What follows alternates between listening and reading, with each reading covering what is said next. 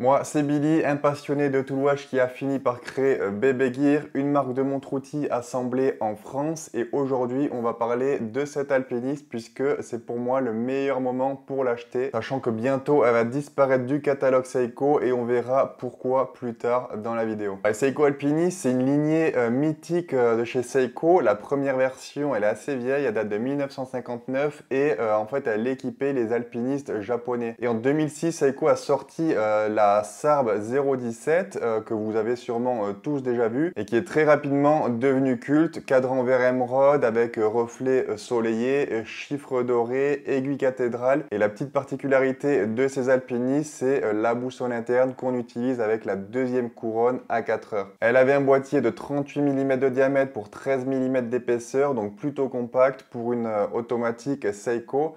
Et à l'intérieur, on avait un mouvement du coup automatique 6h15 avec 50 heures de réserve de marche. Cette montre, elle a vraiment eu un succès énorme, même si à la base elle était réservée au marché japonais. On pouvait la trouver sur des sites comme eBay, etc. Et ensuite, elle a été arrêtée en 2018. Du coup, les prix des occasions ont explosé et aujourd'hui, on la trouve fréquemment à plus de 1000 € si on la veut en très bon état. En 2020, bonne nouvelle, Seiko lance enfin une remplaçante qui sera disponible dans tous les pays. La Prospex Alpiniste SPB 121 ainsi que la 117 et 119 qui sont d'autres coloris. C'est quasiment une copie conforme de la Sarb 017. On retrouve le fameux cadran vert soleillé, les index chiffres et les aiguilles dorées, la lunette boussole à l'intérieur et encore le bracelet cuir marron façon crocodile.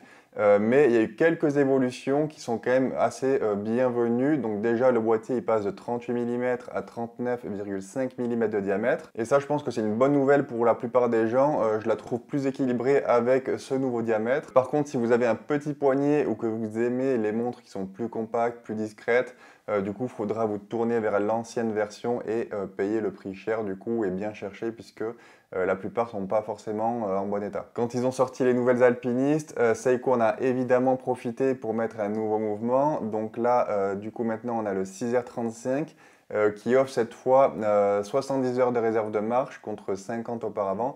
On gagne 20 heures et voilà, c'est un mouvement qu'on trouve dans des montres beaucoup plus cher, à plus de 1000 €, etc. Donc c'est cool de l'avoir à ce prix-là. Seiko a aussi ajouté un fond de boîtier transparent pour admirer le mouvement, mais tout en gardant les 200 mètres d'étanchéité. Donc ça aussi, c'est plutôt cool. Autre changement visible, l'apparition du cyclope. Donc il y en a qui aiment, d'autres qui n'aiment pas. C'est la petite loupe sur la date. Le logo Prospex, donc le X, enfin le logo en forme de X à 6 heures que beaucoup de collectionneurs n'aiment pas trop. Personnellement, moi, ça m'a jamais dérangé. Et donc, comme j'ai dit, en parallèle de la SPB 121, qui est la version la plus connue qu'on voit partout, Seiko a sorti aussi une version SPB 117 que j'ai là, avec cadran noir et c'est un peu devenu l'alpiniste oublié et il y en a plein qui savent même pas en fait qu'elle existe. Tellement tout le monde ne jure que par la version verte alors que moi je la trouve beaucoup plus polyvalente, sobre et passe-partout en noir. Donc on a un joli cadran noir mat, des index appliqués argentés et cette fois-ci on n'a pas les heures, ce sont des triangles avec les minutes inscrites au-dessus. J'aime particulièrement les petites touches de rouge et surtout on a un bracelet acier cette fois, c'est aussi grâce à ça que ça en fait une montre beaucoup plus polyvalente. Puisque voilà, ça résistera beaucoup mieux aux éléments que du cuir et forcément le métal, ça se marie avec n'importe quelle couleur, donc c'est vraiment une montre que vous pouvez mettre avec n'importe quelle tenue. Le bracelet est plutôt basique, on n'a que deux trous de micro-réglage et la boucle c'est encore une fois de la tôle emboutie. Si vous cherchez un bracelet de meilleure qualité pour votre alpiniste ou même d'autres Seiko, ou que vous voulez tout simplement changer de modèle, vous pouvez en trouver sur Braxen.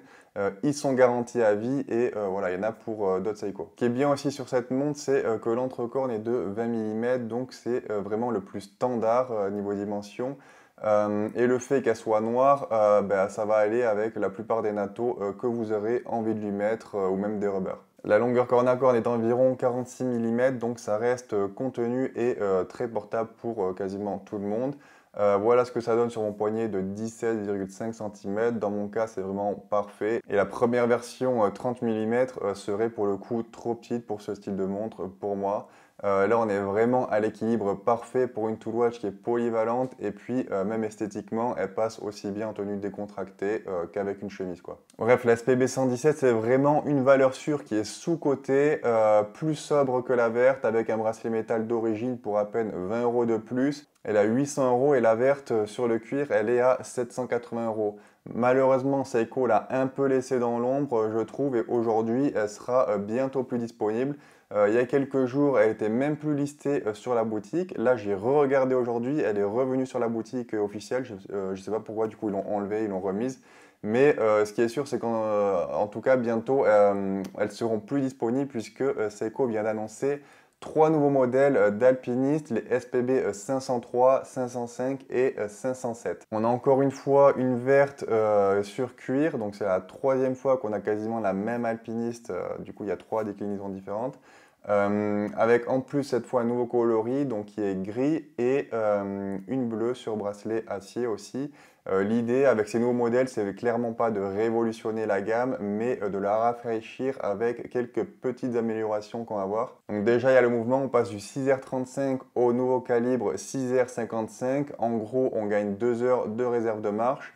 Il y a aussi ce qui change, c'est le cadran et le branding. C'est la première fois que le nom alpiniste apparaît sur le cadran, juste sous le logo Seiko à midi. Et il est écrit dans une police un peu vintage et ils ont rajouté aussi 3 days à côté d'automatique pour appuyer le fait que la réserve de marche a augmenté et tient maintenant véritablement 3 jours. Ensuite, les coloris et finitions, c'est pas exactement les mêmes. La couleur de certains textes change. On a des nouvelles teintes de cadran. Donc voilà, après c'est propre à chacun ça au niveau des goûts. Par contre, on a à l'arrière un caseback avec un dessin avec 3 montagnes dessus qui est plutôt stylé. Le boîtier change très peu, mais on gratte 0,5 mm d'épaisseur. Mais je ne sais pas si c'est vraiment sur le boîtier en lui-même ou si c'est sur le fond de boîtier. Donc ça, c'est à voir. Mais sinon, c'est exactement le même diamètre. Il faudra aussi que je vérifie si les bracelets Braxen sont compatibles avec ces nouveaux modèles. Sur le boîtier, Seiko a aussi appliqué un revêtement anti-éraflure, à voir en vrai ce que ça donne et si ça change pas trop la teinte de l'acier.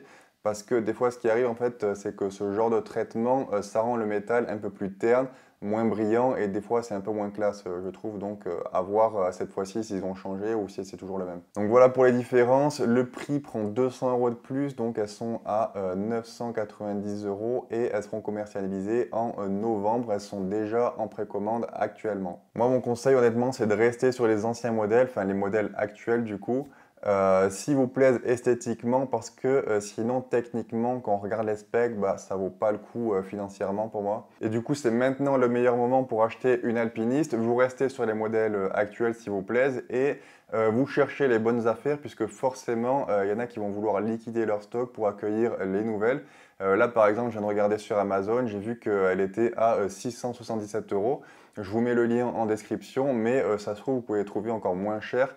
Et là, du coup, ça fait plus de 300 € de différence, donc je trouve ça hyper intéressant quand même. À 990 €, ça devient beaucoup moins abordable malheureusement. En plus, la SPB 117, ça reste la seule avec un cadran noir mat et avec ces index-là. Voilà, c'est du coup la plus originale. En même temps la plus sobre, donc si elle vous plaît, n'attendez pas trop puisque bientôt on pourra même plus la trouver neuve. Dites-moi si d'après vous cette augmentation de tarif est justifiée par rapport aux petites améliorations que Seiko a fait. Chez BB Gear, on est en train de préparer le Black Friday et pour avoir les meilleures offres, vous pouvez vous inscrire à la newsletter. Le lien est dans la description de la vidéo et on se retrouve très vite pour une nouvelle découverte horlogère.